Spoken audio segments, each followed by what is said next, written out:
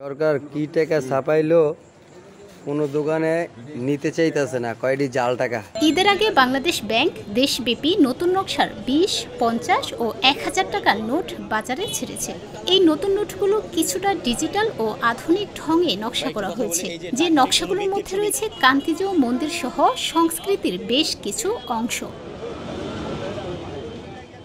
যা দেখতে আকর্ষণীয় হলেও ৯২% মুসলিম দেশ হিসেবে বিষয়টি ভালো চোখে দেখেননি অনেকেই। তবে মূল সমস্যার কেন্দ্রে এখন রয়েছে এই নোটগুলো গ্রহণের ব্যাপারটি।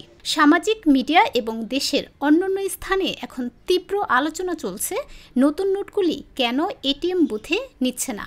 এমন কিছু ভিডিও সামাজিক যোগাযোগ মাধ্যমে ছড়িয়ে পড়েছে। একটি ভিডিওতে দেখা যায় ১,০০০ টাকার নোট হাতে এক যুবক বলছে কোনো দোকানদার এই নতুন টাকা নিচ্ছে না, তারা বলছেন এটি জাল টাকা। তিনি আরও জানান, অনেক দোকানে ঘুরেও কাউকে বিশ্বাস করাতে পারেননি এটা নতুন টাকা। আরেকটি ভিডিওতে দেখা যায় এটিএম বুথ সরাসরি টাকাটি নিচ্ছে না। তবে কি প্রযুক্তিগত এই মেশিন টাকার সাইজ সঠিক মেলেনি তাই গ্রহণ করছে না, নাকি বাংলাদেশ ব্যাংকের ব্যাংকিং সিস্টেমের অবকাঠামোগত দুর্বলতার কারণ? কেন এমন ঘটনা ঘটল? বাংলাদেশ ব্যাংক নতুন নোট ছেড়ে দিল, কিন্তু সাধারণ মানুষের কাছে পৌঁছানোর পর এই নতুন নোটগুলি যেন এক অদৃশ্য বাধার মুখে পড়ে যাচ্ছে। এটিএম বুথগুলো যেখানে জনগণের ব্যাংকিং সুবিধা পাওয়ার প্রধান উৎস, সেখানে নতুন নোট গ্রহণ করছে না মেশিনটি।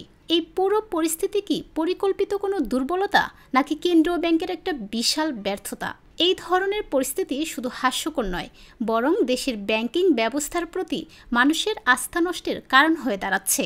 এটি দেশের অর্থনীতির জন্য কতটা ক্ষতিকর হতে পারে তা হয়তো আগামী দিনে বোঝা যাবে। সরকার যদি নতুন নোট বাজারে ছাড়ার সিদ্ধান্ত নেয়, তাহলে তার সাথে সঙ্গতিপূর্ণ একটা সঠিক অবকাঠামো দরকার ছিল, যাতে জনগণ সুবিধা পায়।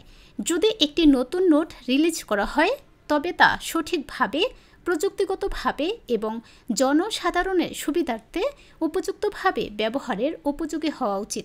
এই ধরনের অব্যবস্থা দেশের মানুষের ক্ষতির কারণ হবে।